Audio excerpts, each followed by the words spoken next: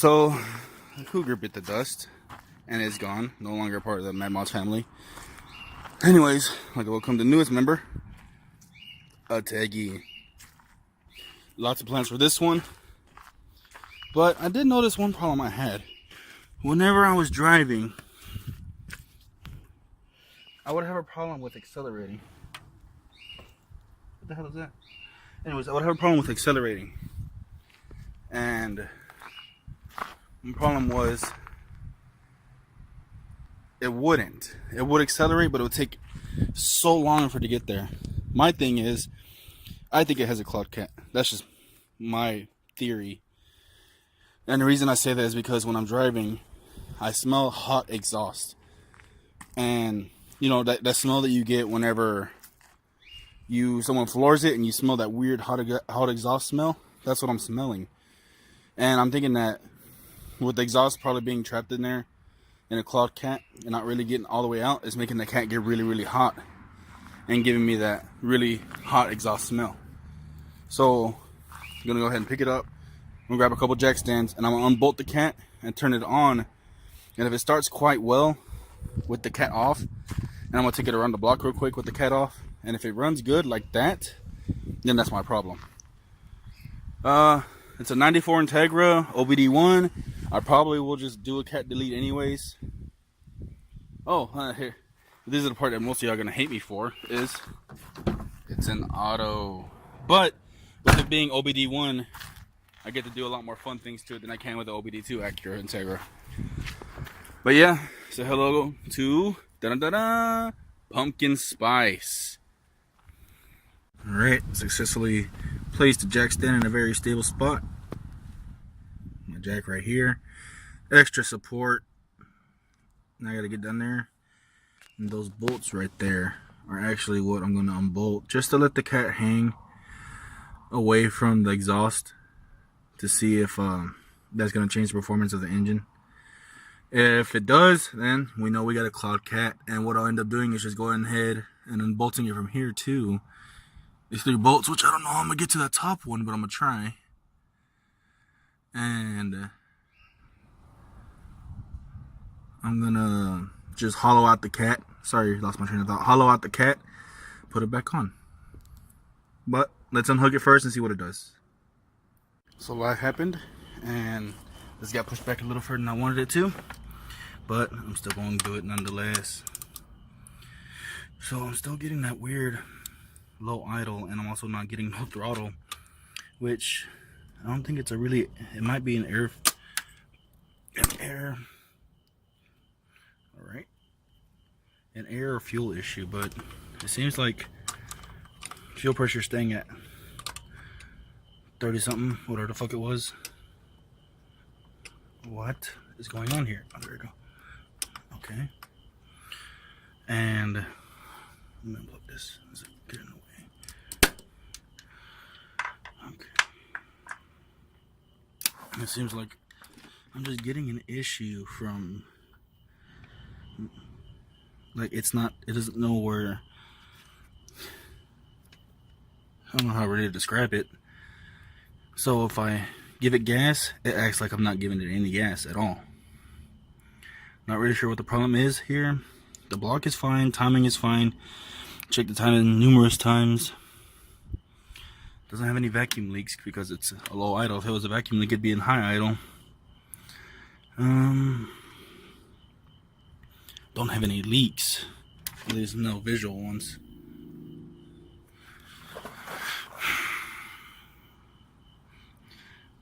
Thought it was my throttle position sensor or even my map sensor, but I actually did a check engine light when I unplugged those, so something else is going on here. I'm gonna take this throttle body off, clean it very throttle body. This throttle body, I'm sorry. Head is in the air. Clean it off very well. And I'm also gonna take off that fast idle throttle valve, or FITV, and clean that very well too, and go ahead and get the sensor some cleaning too, and hopefully that'll be it. I'm hoping it's the fast idle throttle valve, but I won't know until after I clean it if it does a difference. I'm also going to take off my O2 sensor and give it an electronic parts cleaning, I guess. Let's see if that's it. I'm also going to take off my intake temperature sensor, clean that up too. Maybe that might be it. But something electronic is stopping this car from doing what it can. And I'm going to figure out what it is, and I'm going to get it fixed.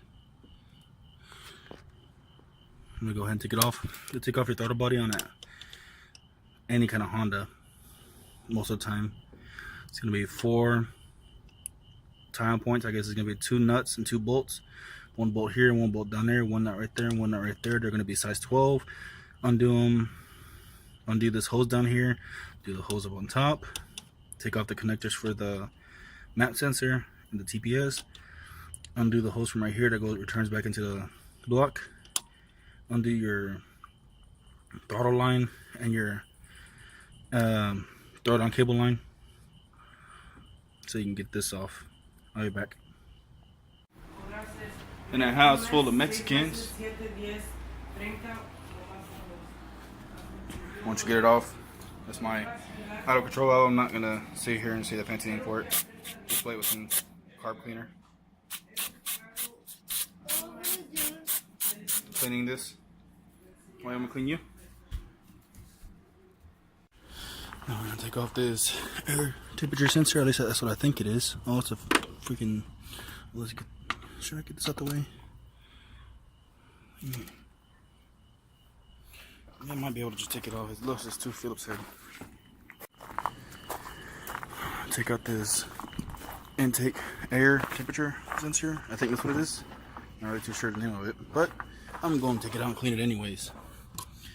Now, I think I could get this off without taking off the bracket.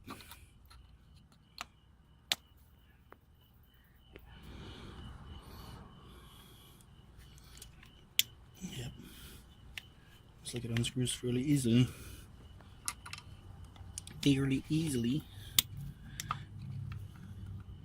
Let's get that off and clean it.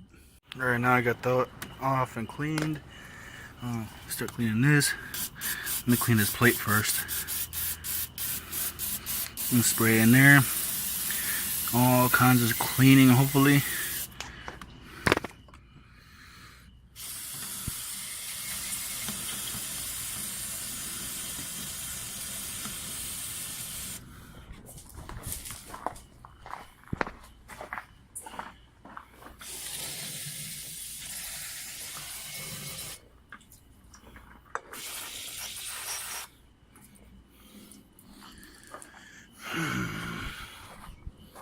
Hopefully this gets it fairly clean to where whatever sensor is not working correctly starts working.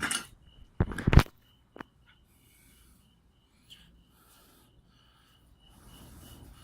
gonna clean out this plate so the other gasket will fit it nicely.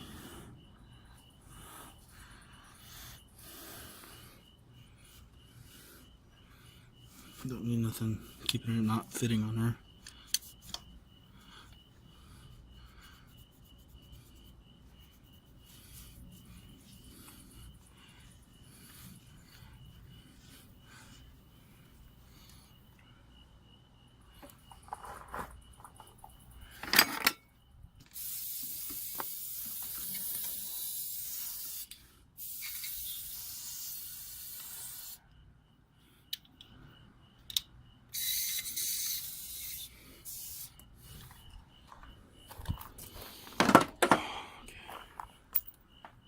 Let it sit for a little while, let it get dry, then put everything back together, and we'll see if that fixes my auto problem.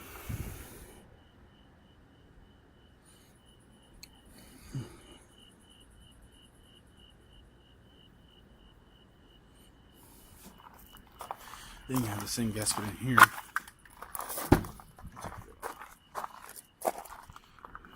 It's like I want to unhook the O2 sensor and see if that does any change, but something tells me it's not gonna have nothing to do with it.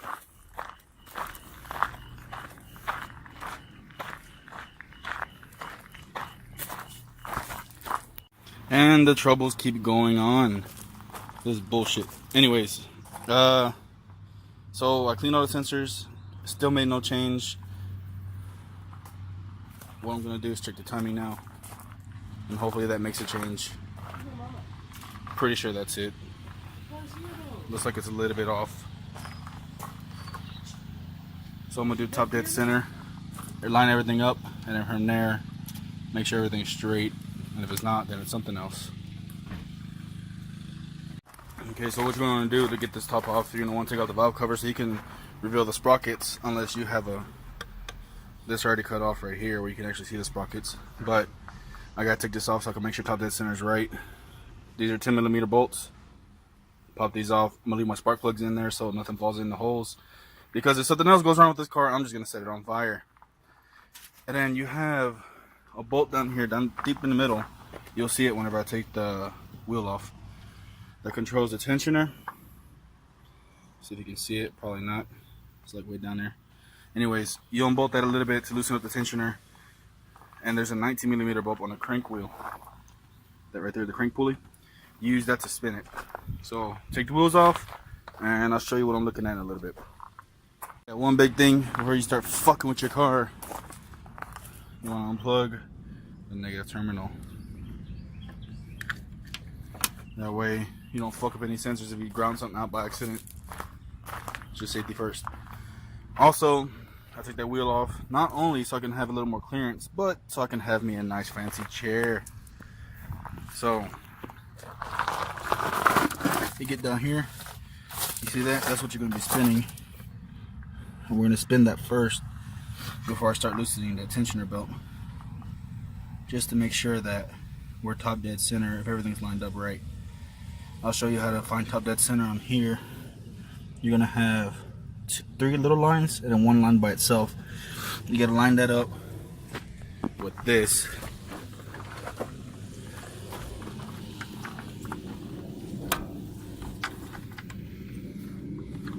This little line right here, that line by itself lines up with this. I'll show you when I get it there.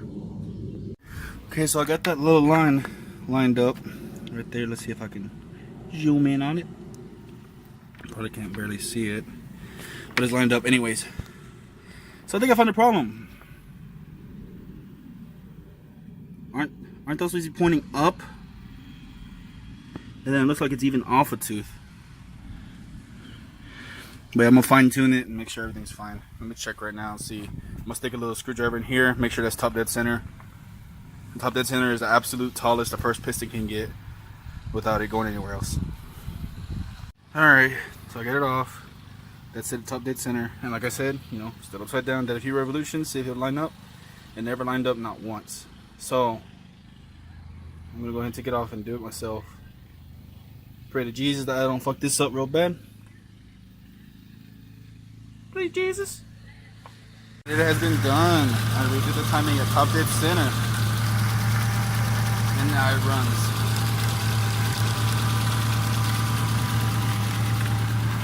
Well, that's what it turned out to be. Stupid timing bullcrap. So yeah, they put the camshafts on upside down apparently, because I just did a full turnover and it started working afterwards. But yeah, that's it. Anything else happens to the car, I'll let y'all know.